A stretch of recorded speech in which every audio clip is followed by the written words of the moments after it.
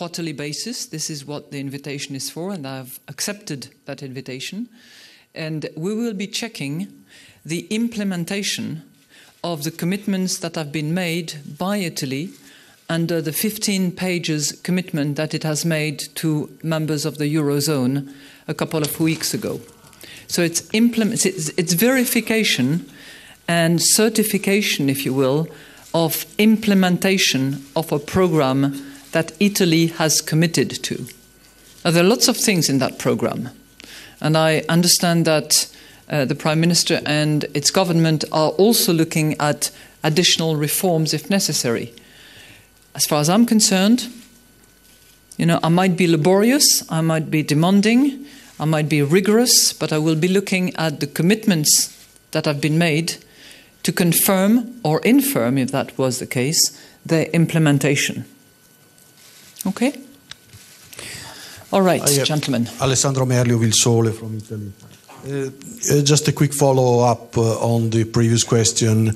Prime Minister Berlusconi said that he will just, and I think you just confirmed that, not look at the merits of the measures, but just to verify that they've been implemented. And the other thing that he said was, and I quote, the IMF kindly offered us some funds together with this verification process, and we refused because we thought it was not necessary at this time.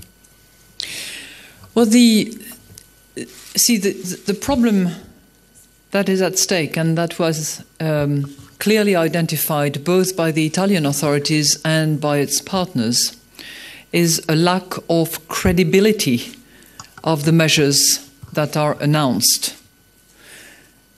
Therefore, to attest, i.e. confirm or infirm, the credibility of those measures, in other words, their implementation, the typical instrument that we would use is a precautionary credit line. Now, Italy does not need the funding that is associated with such instrument. So the next best instrument is fiscal monitoring, which is what we have identified and what I have just explained. Fiscal monitoring of the measures that have been committed.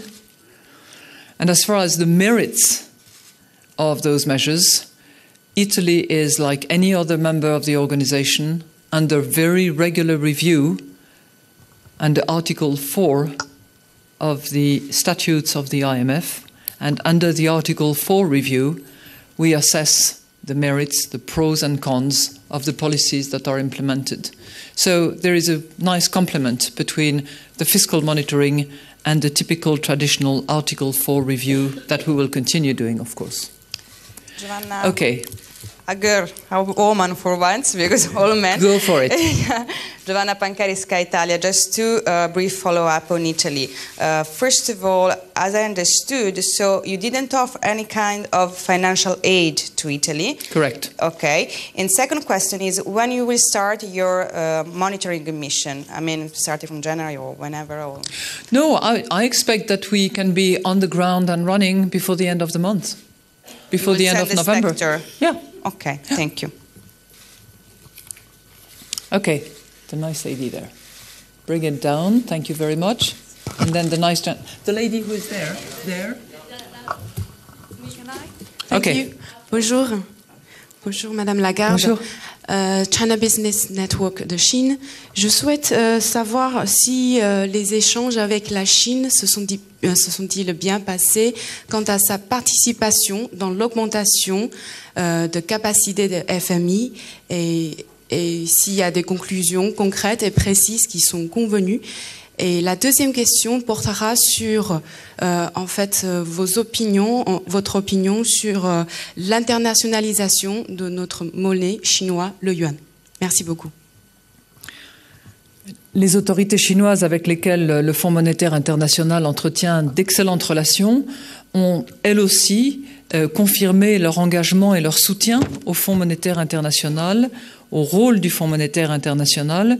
J'ai eu l'occasion d'un entretien bilatéral avec le président Hu dès le début de sa visite ici à à Cannes, et nous avons pu évoquer à la fois la situation économique internationale, ses risques, ses opportunités, et le rôle pivot joué par le Fonds monétaire international. Donc la relation entre le Fonds monétaire international et la Chine est d'excellente qualité et l'engagement est sans réserve.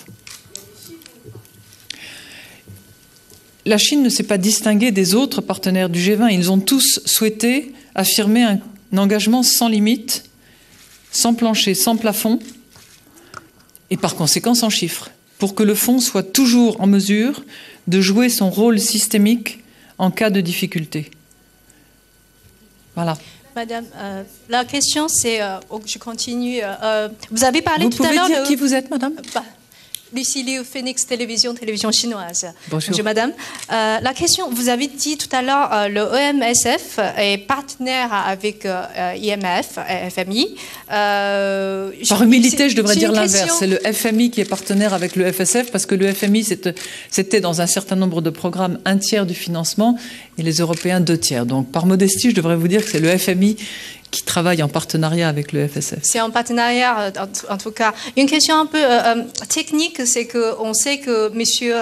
Reiglin, il est parti en Chine et au Japon le jour après, juste après le sommet de l'Union européenne, pour essayer d'expliquer, essayer de trouver des partenaires en Asie. Et dans les presses, ils parlent tous comment on peut organiser le fonds au sein de EFSF. Et il parle aussi, le Brésil, il dit non, on ne veut pas investir sur EFSF, on voulait faire partenaire avec IMF. Et il y a des presses qui parlent aussi, la Chine souhaite créer un autre fonds.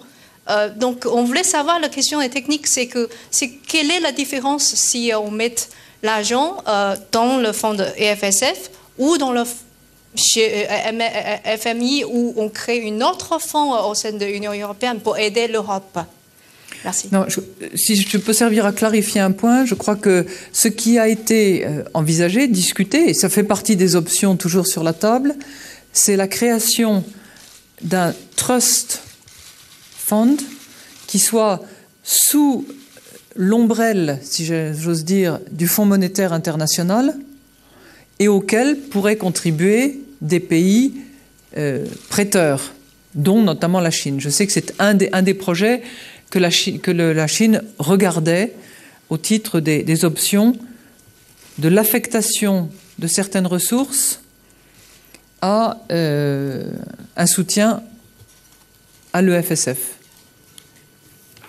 Monsieur qui est assis juste à côté de madame, voilà. Okay, we'll come to you in a sec. Anthony Rowley, Emerging Markets. To what extent is this increase in the IMF's resources subject to the approval of national legislatures?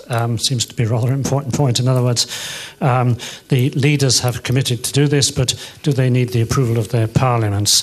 And secondly, when you talk about having no cap on the increase in resources, does that imply that the IMF is moving towards being a kind of global central bank whereby it can issue unlimited amounts of SDRs? I mean, if it's loans, that has a cap, presumably. The old bank dream is coming, eh? I cannot tell you what the parliamentary procedures are for the 187 members. But it's clear that in many countries, the increase of resources by members to the IMF is subject to parliamentary review, in some cases parliamentary votes, in some cases it's an executive decision. It really depends on the country and the governance of those countries. But in the recent occasions that we have seen of increase of resources, for some members it takes a bit of time. Interestingly, actually, some of the largest shareholder or members have been able to approve, ratify, and go and take the process through quite rapidly. But to give you an example, the increase of quota that was decided in 2010, which has to be completed by the annual meeting of 2012, there is still a long way to go. I don't have 100% of this doubling of the quota. So I'd like to see my money. Second point.